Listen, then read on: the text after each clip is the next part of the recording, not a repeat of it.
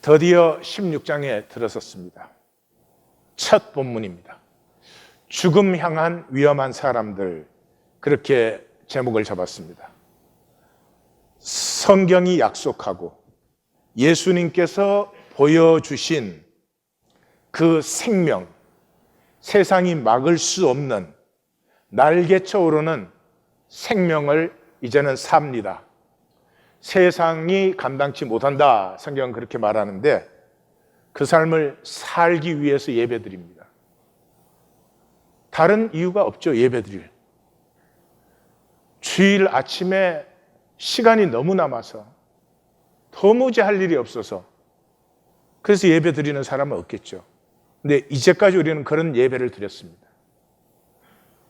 자기도 새로워지지 않고 남도 도와주지 못하고 똑같은 삶을 사는데 불안 염려 때문에 예배라도 드리면 뭘 지켜줄 것 같아서 그 시간은 끝났습니다. 이 본문은 마감할 것과 나아갈 것을 보여주는 전환 본문이죠.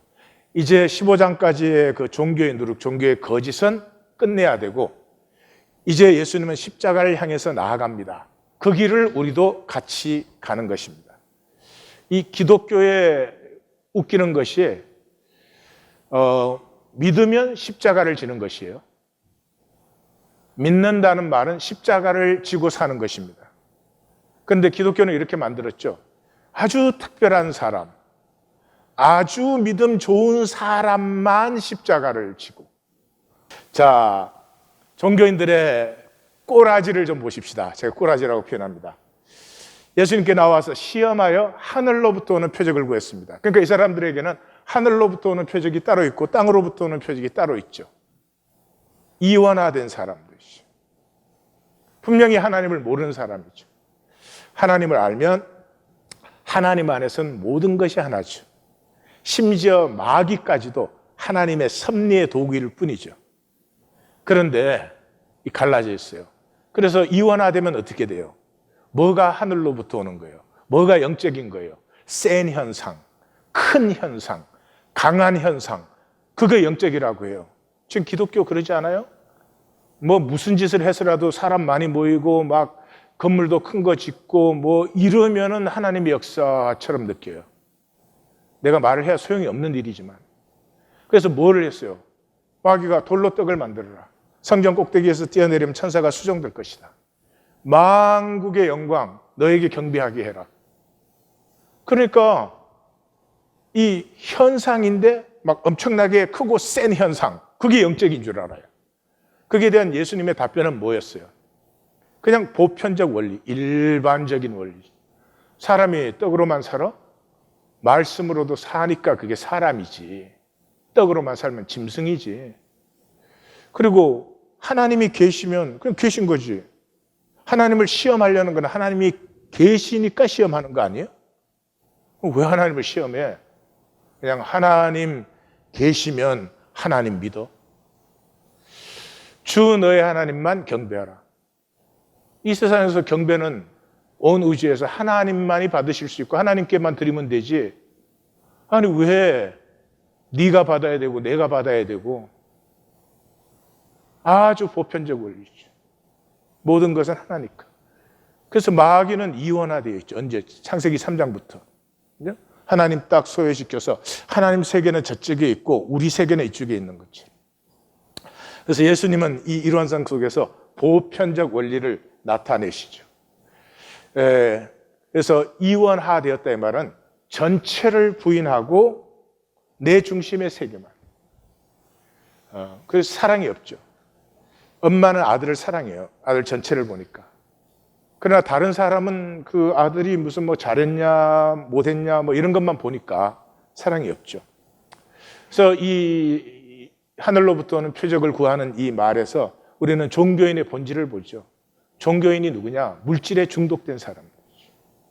물질이 세지면 그게 아주 영적인 것으로 생각을 하는 사람들입니다. 그래서 여기에서 우리가 거기에 속아서 당연히 복되어야 될 삶을 우리가 복되게 살지 못한다는 걸 만나죠. 창조의 원리, 그러니까 말씀이죠. 말씀을 따라 살면 열매가 맺혀요. 그게 복이에요. 복은 열매예요. 근데 마귀에게 쏘으면 욕심으로 살면은 복이 목표가 돼요. 내가 복을 만들어야 돼. 내가 복을 이루어야 돼. 그게 저주예요. 지금 온 세상은 그것을 하고 있죠. 그래서 복을 쟁취하려고. 하여튼 학교를 좋은 데 가면 돈을 많이 벌면은 어떻게 성공하면 그러면 내가 복을 쟁취할 수 있다는 거죠.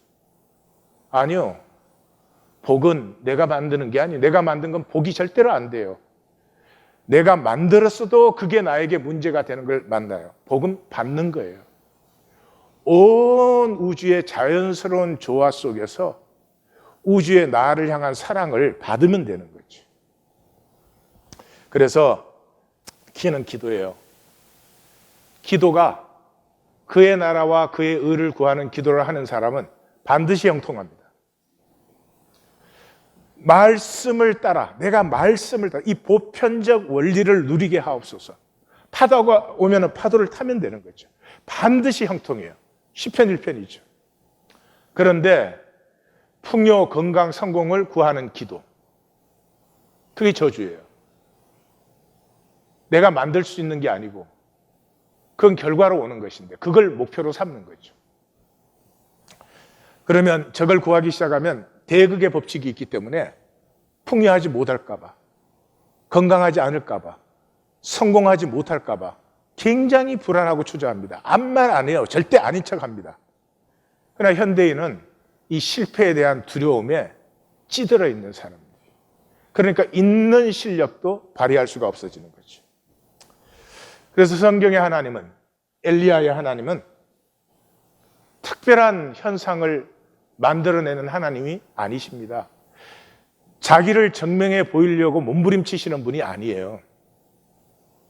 하나님을 만나고 싶은 사람은 삶을 깊이 가만히 들여다보시면 돼요. 그럼 반드시 하나님이 보입니다. 마치 철이 들어서 어머니의 생애를 이렇게 보니까 모든 것이 사랑이었어요. 그건 마찬가지. 이사야 선지자는 심판을 선언하면서 그러죠. 구원자 이스라엘의 하나님이여 진실로 주는 스스로 숨어 계시는 하나님이시니이다. 하나님 숨어 계세요. 하나님을 현상으로 확인하려고 하는 사람들. 그 사람들은 확인해도 믿어지지도 않지만은 그 사람들의 중심은 딴 데 있습니다. 절대 하나님에 있지 않습니다. 그 다음에 2절에서 3절은 이제 말은 많지만은 예수님이 촌철살인적이에요. 정말 예수님의 말씀은 너희가 날씨는, 종교에는 날씨는 분변해. 날씨는 1초에도 몇 번씩 변하는 거예요.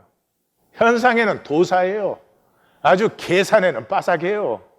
그런데 시제의 표적은 전혀 안 보여요. 영적인 맹인들이에요. 왜? 중심을 물질에 빼앗겼으니까.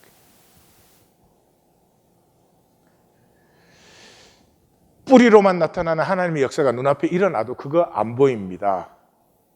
이게 지금 돈이 생기는 일이냐 안 생기는 일이냐 그거밖에 안 보여요. 이 세대를 예수님은 악하고 음란하다고 했습니다. 이 세대가 무슨 세대였죠? 종교 세대였습니다. 이 당시 유대인은 종교가 법이고 종교가 경제고 종교가 정치고 종교가 문화고 종교가 모든 것이었죠. 악하다는 말은 나 중심이에요. 그게 악이에요. 남편이 아내에게 아무리 잘해줘도 내 중심적으로 잘해주면 악이에요. 아내를 위해서 못해도 실수를 해도 그건 악이 아니에요. 음란한 세대라는 것은 육체뿐이에요. 육체는 보이기밖에 없어요. 보이기밖에.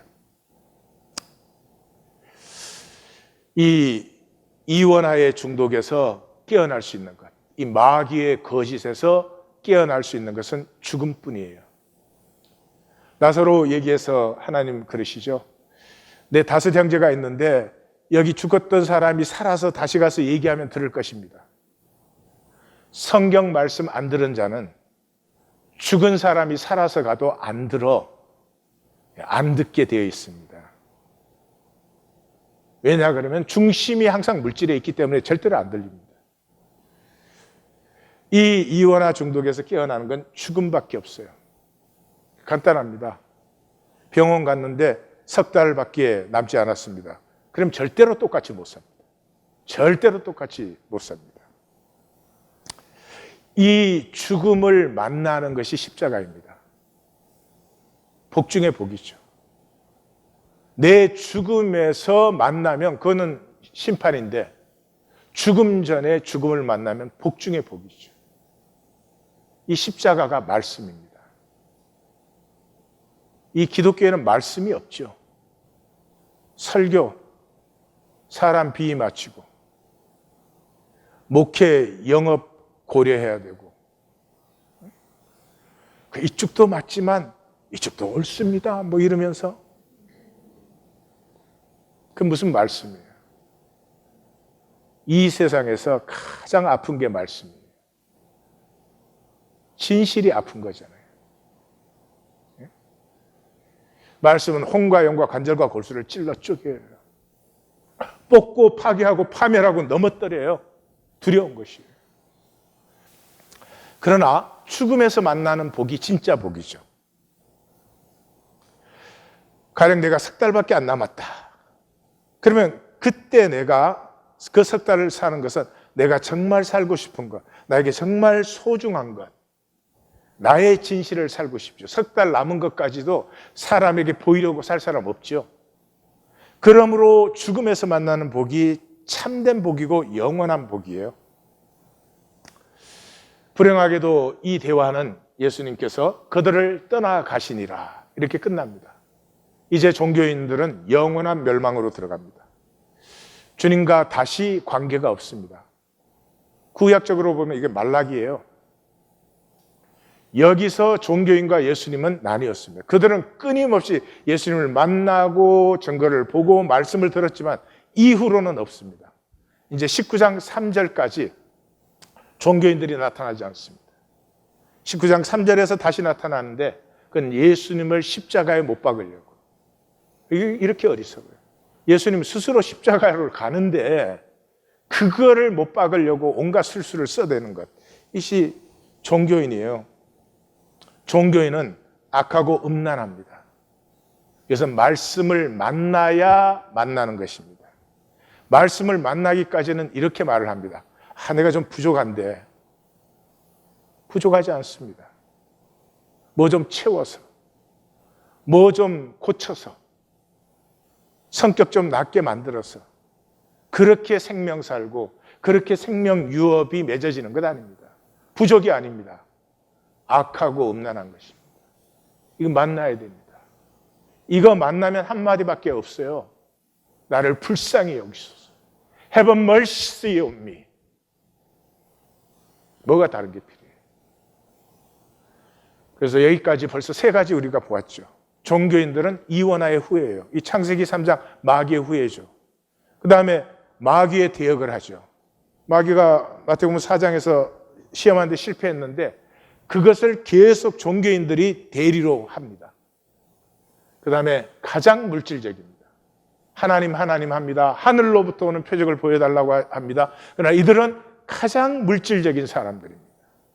물질이 크고 세면 그게 영이라고 생각하는 그런 사람들이죠. 그래서 산상수훈의 중심인 6장에서 이 종교인들의 모습, 이거 얼마나 안타깝게 버리라고 합니까? 사람에게서 영광 받으려고 해요. 사람에게 보이려고 해요. 이방인같이 중언부언해요. 내가 하나님 앞에 기도하면 중언부언 나올, 어디서 나옵니까? 내가 하나님 앞에 나갔으면 한마디밖에 못합니다. 살려주세요. 나를 불쌍히 여기소서. 이 외에 무슨 말을 할 수 있어요? 종교인들의 말은 휘황찬란합니다. 정말. 심지어 금식까지도. 금식이라는 거 아니 그냥 하기도 힘든 거예요. 그 힘든 것을 하면서도 사람에게 보이려고 얼굴을 흉하게 만들어요. 이 종교인이에요. 종교인 아닌 사람이 이런 일을 하겠습니까? 예수님이 하나님과 재물을 겸하여 섬기지 못한다. 이게 무슨 말이에요? 종교인들은 실제로는 재물, 돈 섬기죠. 근데 말은 이래요. 내가 돈도 섬기지만 하나님도 섬긴다고. 예수님이 두 가지 못 섬겨. 이거 섬기면 저거 안 섬기는 거고 저거 섬기면 이거 안 섬기는 거야. 그래서 산상수훈의 결론에서는 뭐라고 합니까? 너희가 비판하는 대로 비판을 받는다. 종교인의 주특기가 비판이잖아요. 성찰이 없기 때문에 남의 눈에 티는 너무 잘 보여. 근데 내 눈에 들보는 안 보여. 주여 주여 입술에 달렸어. 결코 살지는 않아. 종교인은 겉으로는 좋은 거 다 합니다. 좋다는 건 다 해요. 근데 그 다음에 진실이 하나도 없죠. 참 악하고 음란합니다. 마태복음에서는 유대인, 이 종교 세대에 적고 있기 때문에 23장 한 장 전체를 종교에 대해서 경고하죠. 여기에서 화 있을진저 저주받아라, 이게 7번 나옵니다. 세상에 예수님께서 왜 저주받으라고 그래요? 천국문을 딱 막아서 가지고 자기도 안 들어가고 남도 못 들어가게 해요. 천하를 주유하다가 한 영혼을 얻으면 배나 종교인으로 만들어요. 성전으로 맹세한 건 상관이 없어. 금으로 맹세한 건 악착같이 받아내. 예수님의 말씀은 정말 요즘에 태어났으면 뉴욕타임스 논설위원인데, 헌금과 11조는 해. 그런데 의도, 긍휼도, 믿음도 없어. 그것은 깨끗한데 속에는 탐욕이 가득해. 겉은 해칠한 무덤처럼 하얗게 만들어놨는데 속에는 썩어가는 뼈만 가득해. 마지막이 뭐예요? 오는 선지자마다 다 죽이고 결코 그 말씀을 듣지 않아요. 말씀을 듣지 않는다는 게 뭐예요? 생각으로 들어요. 생각으로 들으면서 내가 요리 다 해요. 보여, 지금 매운탕 끓이는 사람. 이쪽은 회를 뜨고 있구만, 회를. 이쪽은 중국 요리파야. 무슨 말씀을 전해도 나한테 딱 맞게 다 소화하고 요리 딱 해가지고 딱 나갑니다. 점은 낯서기 전에 똑같아집니다. 조금도 다르지 않습니다. 5절에서 7절까지는 5절이 설정이에요. 제자들이 가다가 우리 떡 참 잊어먹었다. 그걸 이제 생각을 했어요. 근데 예수님께서 그런데 이제 가시면서 교훈을 한 거예요. 그래서 종교인의 누룩은 이제 너희는 끝난 거야. 이렇게 했는데 그걸 듣는 순간에 떡 생각밖에 안 나요. 왜 잊어먹었지? 누가 좀 챙기지. 요한, 넌 자식이 제일 어린 게 막 겁대가리가 없어. 성경에 그런 말 있나? 그래서 예수님께서 이제 어찌하여서 떡 없음을 논의하느냐 이렇게 하시는데 여기 이 부분이 보여주는 건 떡이라는 게 성경에 떡이라는 게 그 쌀과자 얘기하는 게 아니고 물질, 우리 시대로 말하면 돈을 얘기하는 거죠. 우리는 돈에 무의식적으로 집착되어 있어요. 말씀이 들릴 수가 없죠. 공부 왜 합니까? 공부해도 돈 못 벌어. 그래도 공부할까? 외모도 뭐 신경 많이 써요. 외모도 돈하고 관계가 있나 봐요. 결혼할 때 뭐 봐요? 남자 여자 봅니까? 돈 보죠, 돈. 일, 무슨 일 해요? 돈 많이 벌 일 하죠. 집, 차. 뭐 하는 거예요? 있어 보이는. 요즘 한국은 있어 보인다는 말을 많이 하더라고요. 설교도 길게 하면 좀 있어 보이나? 그 집, 차, 등등등 사는 거 명품 있어 보이려고. 자식까지도 있어 보여야 되는 거 아니에요? 쉬운 것 같지만 아니에요. 우리는 중독 속에 들어있어 의식을 못해요. 우리는 이 먹고 사는 거에 아주 중독되어 있어요. 이 사구제라는 건 불교인들이 하는 거예요. 윤회하는 몸을 받을 때까지 49일이 걸린다는 거예요. 77. 그런데 이 불교인들이 하는 짓을 봐요. 그 사구제 동안 밥을 해줘야 돼. 먹여야 되는데 귀신이. 제사 왜 지내요? 귀신도 먹여야 된다는 거예요. 우리 3년상 이런 건 안 하지만 3년상 할 때 상식한다 그러죠. 3년 동안 아침 점심으로 귀신도 먹어야 돼. 이게 뭐 먹음의 이 떡의 물질의 돈의 포비아예요, 포비아. 그게 세상 문화예요. 그 속에서 내가 잘 살려고 하는 게 인생이에요. 그래서 예수님이 너희가 아직도 깨닫지 못하니? 그랬더니 12절에 깨달았습니다 이렇게 했어요. 뭘 깨달아요? 종교인의 누룩을 깨달았어요. 그래서 오늘 종교인의 누룩을 마주치기 때문에 조금 말씀이 좀 부드러운 말씀 아닙니다. 그 예수님이 야 오병이어와 칠병이어 하나님이 왜 우리 가운데 행하셨니? 광야의 만나 사건을 재현한 거잖아요. 광야의 만나 사건이 나오는 출애굽기 16장의 주제는 만난데 읽어보면 안식일이죠. 멈추어도 안 굶어 죽는다. 왜?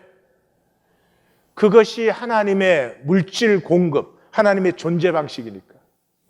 하나님의 존재 방식은 온 우주가 하나 되어서 서로 교통됨으로 내게 필요한 것은 저절로 오는 것이고 너에게 필요한 것은 내게서 나누어지는 것. 이게 존재 방식인데 남은 굶어 죽어도 나는 가져야 된다. 이걸로 절대로 복되지 않는다. 너희가 구하고 자꾸 드려야 될 것은 십자가예요. 이게 하나님의 행동 양식이에요. 내게서 십자가가 나타나는 만큼 내 생명이 풍성해지고 내 주변이 복되어지고 복되어진 만큼 그들이 다시 나에게 복을 돌려주고 이런 순환이 일어나요. 너희가 나하고 여기까지 왔는데 기억하지 못하니? 깨닫지 못하니? 주의해야 된다. 누룩이라고 하는 건 거짓을 말하죠. 이 종교인의 누룩을 조심해라. 거짓은 파급성이 커요. 누룩은 조그만 가루가 서말 가루를 부풀리잖아요. 왜 파급성이 커요? 거짓이 편하니까. 네? 진실은 힘들지 않아요. 부부 사이에도 진실 얘기하려면 힘들잖아요. 그 왜 거짓이 편해요?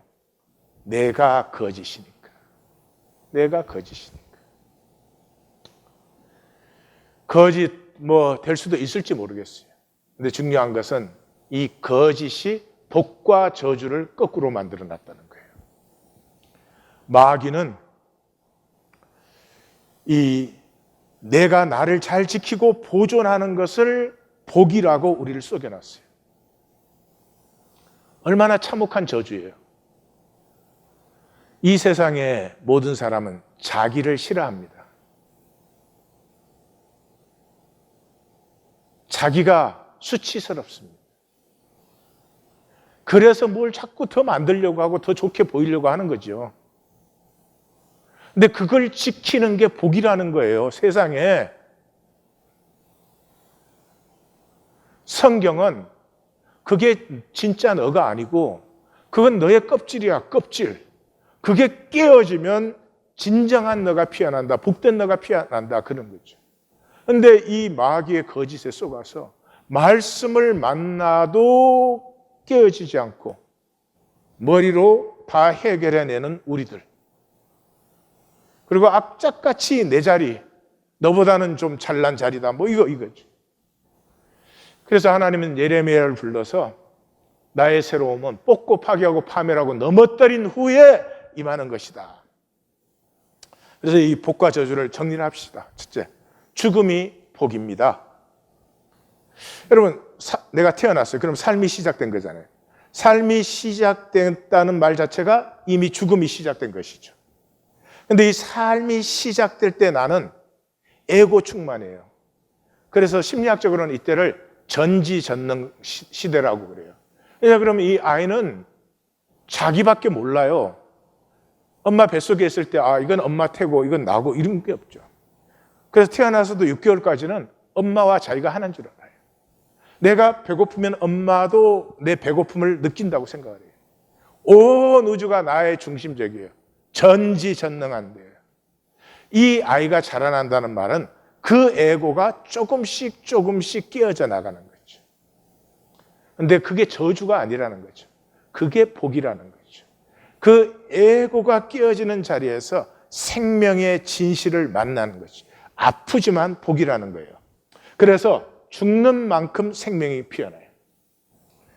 내가 뭐 가정의 가장이십니까? 뭐 엄마십니까? 뭐 누구십니까? 다즘별 내 에고가 죽는 만큼 가정에 활기가 피어나요. 누구든지 에고를 조금만 강조해 보세요. 예. 재미가 없어요. 죽는 사람은 하루씩 살아요. 오늘 뭐를 이루어야 되는 사람은 막 10년 후에 걱정, 또 지난날의 그 과거에 대한 후회, 이래갖고 삶이 얼마나 무겁고 힘든지 몰라요. 죽는 사람은 하루씩만 살아요. 왜냐 그러면 오늘 하루 죽는 것도 힘들어. 그래서 산상수훈의 중간이 마태복음 6장인데요. 결론을 예수님이 이렇게 내려요. 너희는 먼저 그의 나라와 그의 의를 구하라. 그리하면 이 모든 것을 너희에게 더하시리라. 완벽한 결론입니다. 여기에 뭘 갖다 붙여요? 근데 예수님이 한마디를 더 갖다 붙여요. 그게 뭐예요? 그러므로 내일 일을 위하여 염려하지 말라. 내일이 염려할 것이요 한날의 괴로움은 그날로 족하니. 이거를 삶을 말이죠. 뭐 움켜져야 되고 막 뭘 만들어내야 되고 이런 사람은요. 그 괴로움을 얘기하는 거 아니에요. 태어난 내가 주님 앞에 설 때까지 이 거짓 덩어리로 이 땅에 태어난 내가 그 거짓의 저주를 작은 걸음이지만 싸워서 내어 이기고 내 속에서 피어나는 생명의 아름다움을 가꾸어서 주님 앞에 쓰는 것이면 오늘 하루를 내게 주신 일은 오늘 하루 내가 질 십자가가 있어서. 그래서 섭리는 날마다 죽는 것이에요. 이걸 살면은 거듭난 사람이에요. 그래서 사도 바울은 부활장, 고린도전서 15장 한중앙에 나는 날마다 죽노라 이렇게 말하는 거예요. 그래서 심판 때, 이것이 심판 때 드러나잖아요. 심판 때는 안 죽은 자가 있어요. 한 달란트, 한 알 그대로 그 모든 것을 통해서 자기를 지켜온 사람. 날마다 죽은 사람이 있어요. 날마다 죽을 수 있는 것은 은혜 안에서만 가능한 것인데 날마다 죽는 사람은 공감대가 자꾸 넓어져요. 죽는 만큼 empty, 공감대가 넓어져요. 다시 말해서 죽는 만큼 내 세계가 넓고 깊어져요. 야베스의 복을 아시죠? 하나님께서 그 지경을 넓게 하셨다. 이거 내 손으로 휘둘러서 되는 게 아니에요. 하나님 안에 모든 것이 하나인데 그것을 속인 거짓에 대해서 죽는 만큼 나와 하나된 세계가 점점 풍성해집니다. 그리고 하나된 세계는 반드시 교통함으로 내게 필요한 것을 공급하고 나는 저들의 필요한 것을 나누게 되어 있습니다. 죽은 후의 재산은 몸밖에 없어요. 성경적으로는. 우리가 살아있는 동안에 하는 것은 이 육체, 살덩어리로 몸을 피우는 것이에요. 몸은 안 보이는 것이에요. 지난 주일날 우리가 봤죠? 자전거 타는 몸, 수영하는 몸. 한 번 배우면 3, 40년 안 하다가도 그냥 하면 돼요. 그 몸이 있기 때문에. 그런데 이 안 보이는 몸에 두 가지가 있다고 성경은 얘기해요. 이걸 가장 정확하게 얘기해 주는 데가 고린도전서 15장이에요. 한번 잘 읽어보세요. 육체는 결국은 벗어버리는 것이고 그 육체를 통해서 우리가 몸을 만든 것인데 이 몸이 심판대 앞에 섰을 때 육의 거짓의 몸이 있고 영적 진실의 몸이 있다는 거죠. 육의 거짓의 몸은 뭐예요? 평생 지키게 한 거예요. 지키기. 가리고 보호하고 멋있게 보이고 대체 영적 진실의 몸은 뭐예요? 자꾸 나누어진 것이죠. 왜? 육의 거짓은 단절에 쏘갔으니까. 나는 단절된 존재니까 지켜야 되잖아요. 영적 진실은 하나님 안에 모든 게 하나잖아요. 그러니까 나누기가 되는 거죠. 이 몸을 다른 말로 하면 인격이에요. 그러나 이 인격은 세상이 말하는 뭐 인격이 훌륭하다, 좋다, 나쁘다 이런 게 아니고요. 딱 두 가지예요. 거짓이냐, 진실이냐. 심판 때 거짓인 사람은 영원히 거짓으로 있어요. 그리고 진실인 사람, 그 진실이 겨자씨만한 진실이 영원토록 피어나게 되는 것이죠. 이 진실이 피어나는 것을 행복이라고 합니다. 행복은 내가 진실되고 그 진실이 자라는 것을 느끼는 것이 행복이에요. 그래서 빌립보서 3장 21절에는 우리의 낮은 몸을 자기 영광의 몸의 형체와 같이 변하게 하신다. 우리의 낮은 몸, 이 육체의 거진 몸에서 영광의 몸이에요. 그런데 여기에 형체와 같이 그랬잖아요. 안 보이는 몸이기 때문에 형체가 없어요. 부활 형체는. 그런데 형체로 나타나고 서로 간에 느껴요. 참 놀라운 비밀이죠. 세상은 생존의 땅이에요. 그곳에 우리를 보내신 거죠. 여기 마귀가 다스리는 곳이죠. 그렇죠? 이 생존의 땅을 대표적으로 보여주는 게 가나안 땅이에요. 가나안 땅은 참 신기하게 되어 있잖아요. 그 인류 역사의 대부분은요, 3개 대륙이에요. 유럽과 아시아와 아프리카예요. 남북 아메리카, 오세아니아 이건 최근에 생긴 거죠. 요 3개 대륙에서 인류의 모든 역사가 만들어졌는데 그 3개가 만나는 가운데 삼각형 지역이 가나안 땅이에요. 그래서 가장 많은 족속들, 그렇게 많은 부족이 있을 수가 없어요. 가장 많은 종교, 가장 많은 우상. 여기 가나안의 부족들은 한 부족이 우상을 적어도 10개 이상씩 갖고 있어요. 거짓 속에 들어온 거예요. 우리가 태어났다는 말은 거짓 속에 들어온 거예요. 왜냐 그러면 거짓에서만 내 진실이 피어날 수 있기 때문에. 거짓이 없으면 내 진실이 뭔지조차 알 수가 없어요. 근데 얼마나 거짓되냐 그러면 몸이 거짓 몸이 돼요. 몸이 거짓 몸이 돼요. 그 신장의 이 단위를 네프론이라고 하는데 이 태어날 때 신장 하나당 100만에서 150만 네프론을 받아요. 그럼 2개니까 200만에서 300만 네프론을 받아요. 이거를 풀 캐파시티로 일생 내내 써도 10분의 1을 못 써요. 그런데 그 신장이 다 망가져요. 거짓에 속아서. 간은 의학자들에 의하면 우리가 쓸 수 있는 최대 용량의 100배를 하나님이 주신 거예요. 그런데 하여튼 간 경화증이 생겨가지고 부인에게 말대답을 한다든지. 그리고 거식증 아시죠? 해골처럼 바짝 말랐어도 자기가 살이 쪘다는 이 거짓 때문에 음식을 먹지 못해요. 폭식증은 엄청나게 먹어대고 또 엄청나게 토해내요. 자연스러운 몸은 이렇게 못 먹어요. 이렇게 못 굶어요. 그냥 편안하게 먹고 소화하게 되어 있어요. 몸이 거짓이 되어 있어요.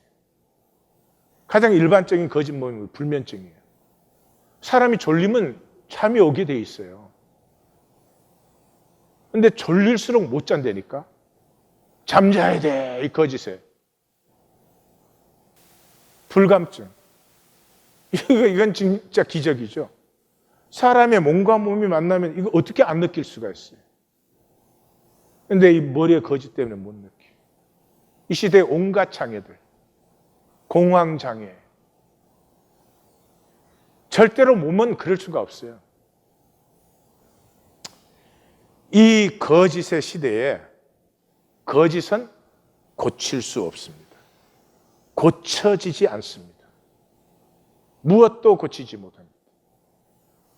의학자들에게 한번 물어보십시오. 이런 정신적 문제가 있을 때 고칠 수 있습니까? 조금 더 나았게 유지하게는 도와줄 수 있을지 모르죠. 해결은 아주 쉽습니다. 죽으면 됩니다. 거짓의 확실한 처방은 죽음이에요. 이 죽음을 사는 사람들은 이 작은 죽음들이 어느 정도 쌓이면 많이도 아니에요. 그동안 거짓으로 살아온 거에 사실 100분의 1밖에 안 되는 진실. 죽음을 산다는 것은 진실을 인정하는 거예요. 그러면은 어느 순간에 이 저울추가 딱 기웁니다. 이쪽이 50.0001%가 되고 여기가 49.99%가 돼서 딱 기우는 순간이 born again의 순간이에요. 여기 고기만 기울어도요, 그 다음에는 진실에 대해서 능력이 아주 커지고 담대해집니다. 그런데 우리는 진실을 마주치는 게 아니라 날마다 거짓을 더 쌓아가는 거죠. 왜요? 두렵기 때문입니다. 두렵기 때문이에요. 레오니드 안드레예프라고 하는 러시아 작가인데요. 이 휴양 마을이에요. 그래서 겨울에는 사람이 없고 이제 늦봄에서부터 늦은 가을까지 이렇게 휴양하는 사람들이 들어와서 있는 그런 마을에 버려진 개가 하나 있어요. 러시아어로 꾸사카가 개라는 말이에요. 버려진 개가 있는데 이게 뭐 더럽고 지저분하고 바싹 마르고 그러니까 아이들도 보면 돌을 던져대고 어른도 보면 발로 차고 이래요. 딱 한 번 이 개가 부드러운 말을 들었어요. 어떤 남자가 이제 술이 취했는데 꾸사카 이쁘구나 일로 와라 이래요. 그래서 처음으로 정말 자기를 그렇게 대해주니까 비실비실하고 옆에 갔어요. 다가가자마자 이 술주정뱅이가 발로 빵 차는 거예요. 옆구리를. 그 깨갱하고 쓰러졌는데 막 짓밟는 거예요. 그래서 그때로부터 이 개는 이제 사람만 보면 피해요. 그리고 사람만 가까이 오면은 막 으르렁거리고 이제 물어뜯고 이런 개가 된 거죠.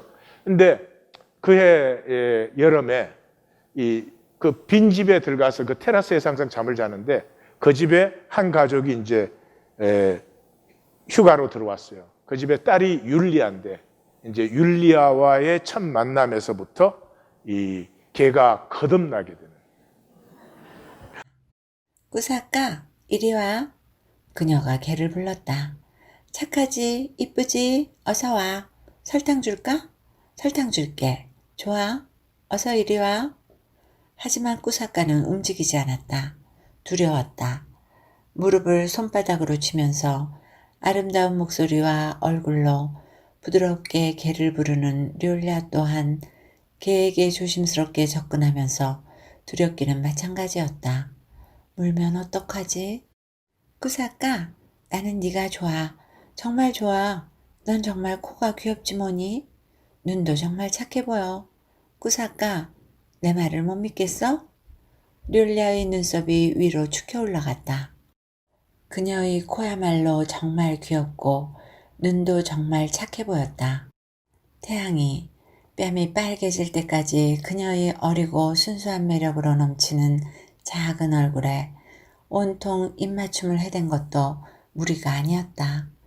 결국 꾸사까는 자신의 삶에서 두 번째로 사람 앞에서 배를 드러내고 누워서 눈을 감았다. 발길질을 당할지 다정한 손길을 느낄지 아마도 몰랐을 것이다. 하지만 이내 그를 쓰다듬는 손길이 느껴졌다.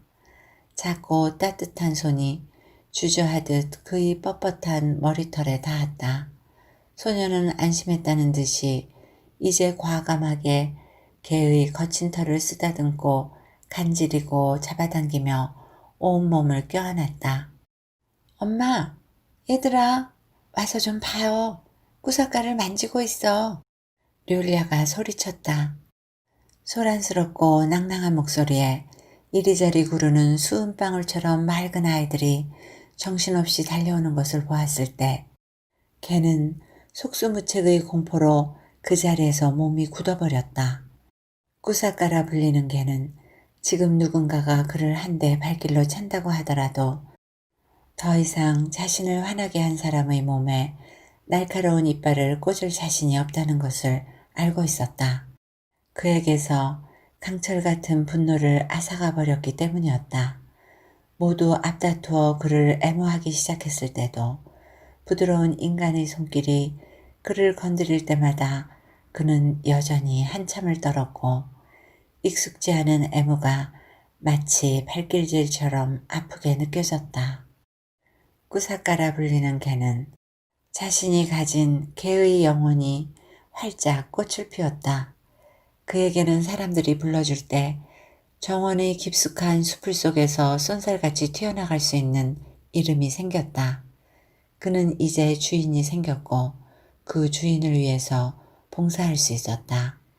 개의 행복을 위해서 더 이상 무엇이 필요할까?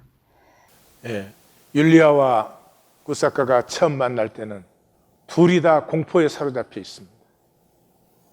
예, 죽을 것 같은 두려움이 있습니다. 그래도 들어가야 됩니다.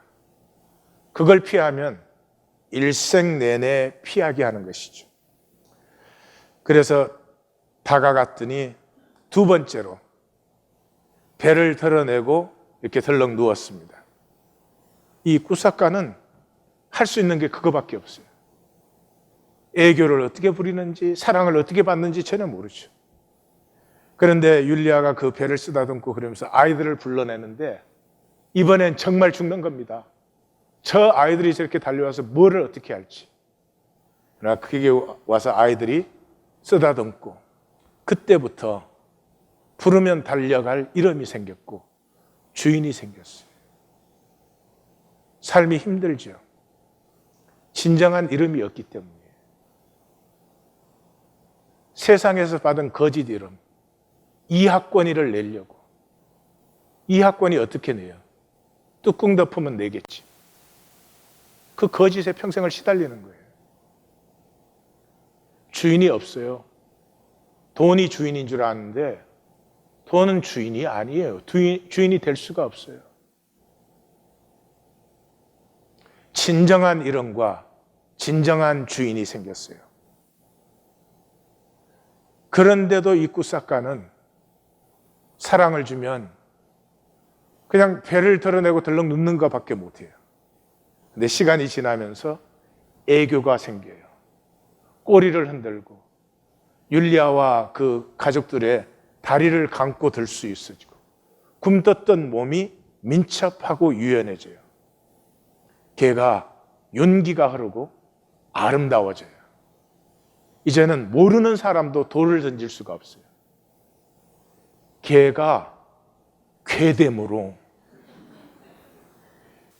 자, 이제 16장에 들어서면서부터는 우리는 죽음을 향해서 나아갑니다.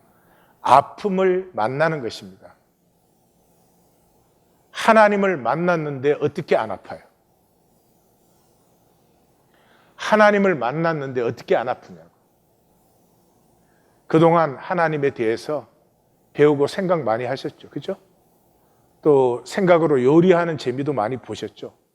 이제는 그만. 이제는 하나님을 만나고 아파야 됩니다. 생각해 보세요. 우리가 어떻게 변해요? 평생을 이렇게 살아왔는데 내가 어떻게 갑자기 다른 삶을 살아요?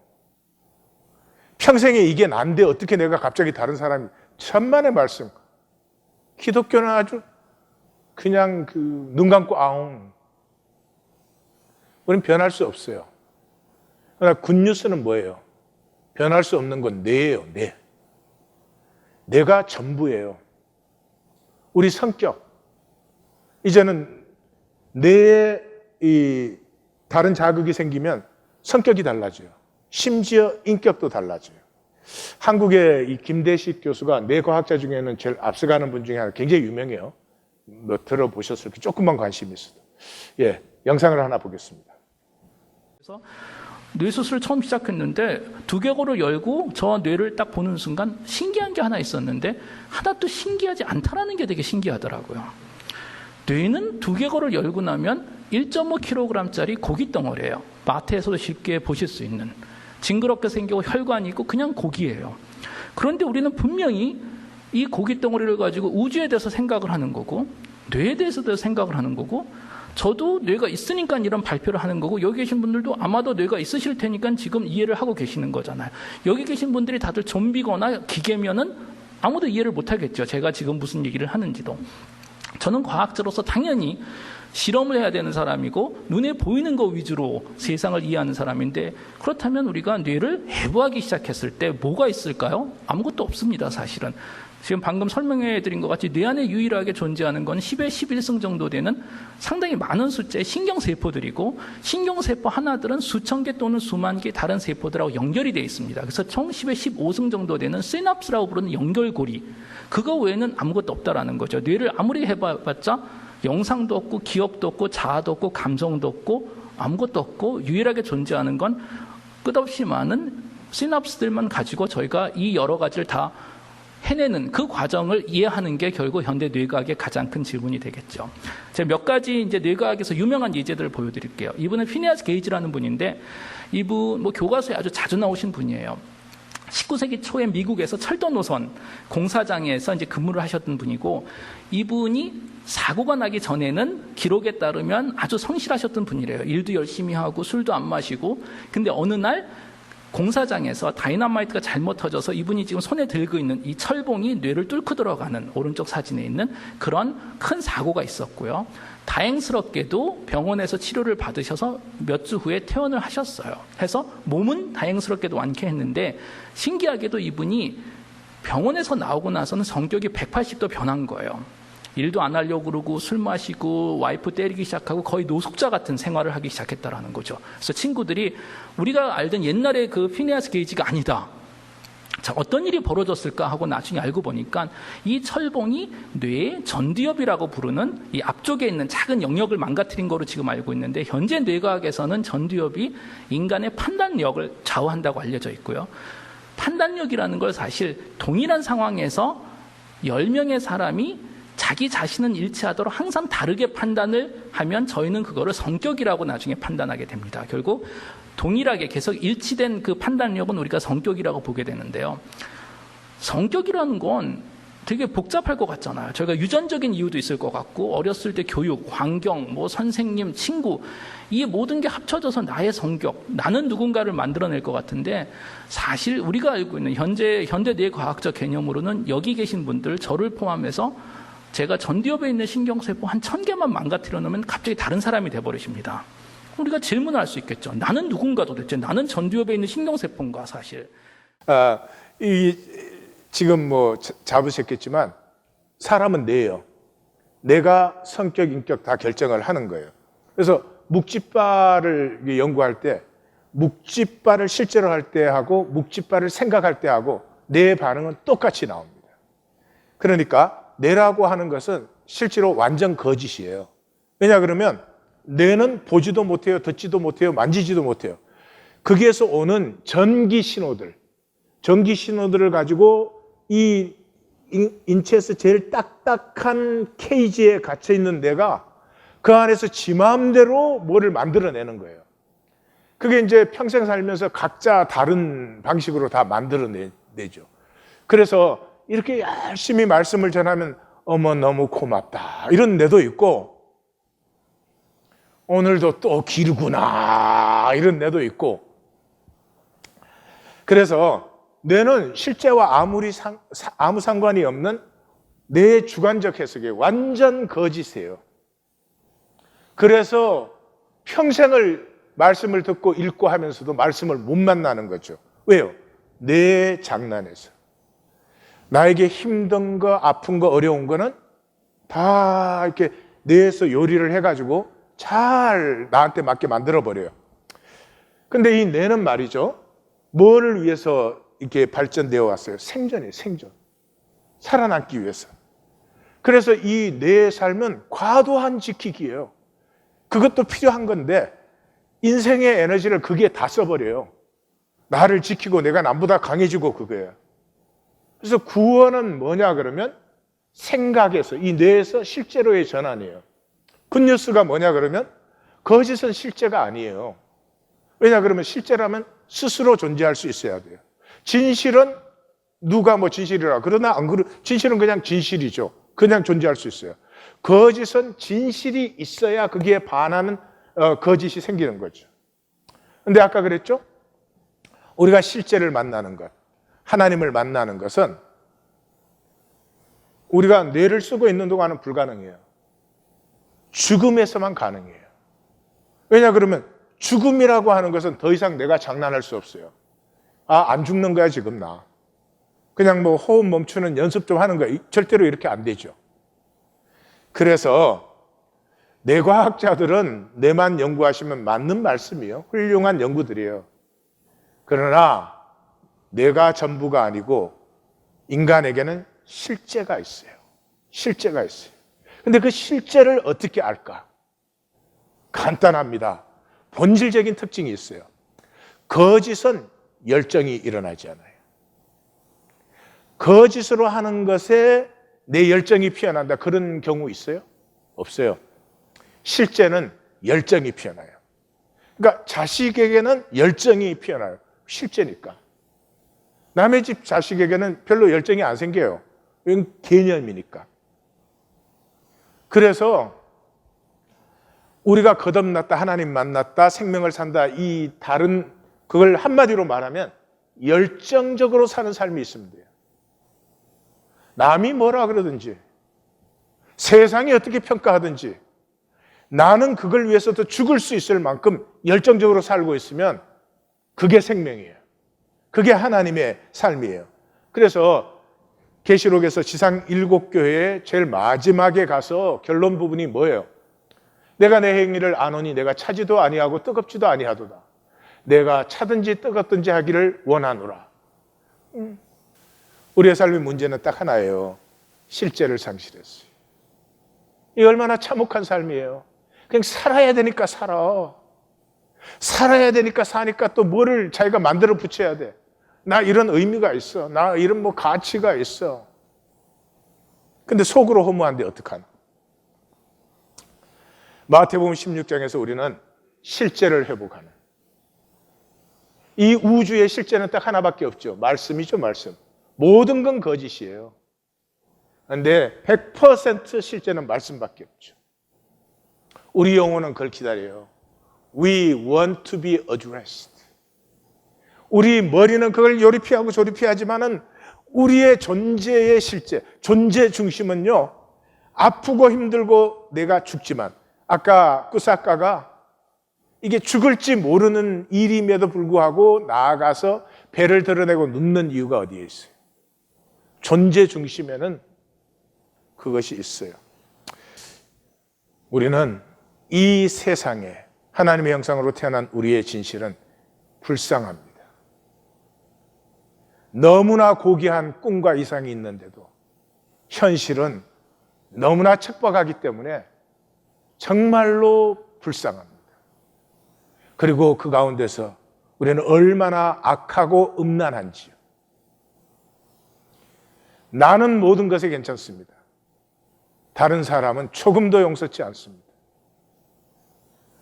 평생에 진실 하나 없는 보이기를 하면서도 부끄러운 줄조차도 모릅니다. 깨어져야 하며 깨어짐이 복입니다.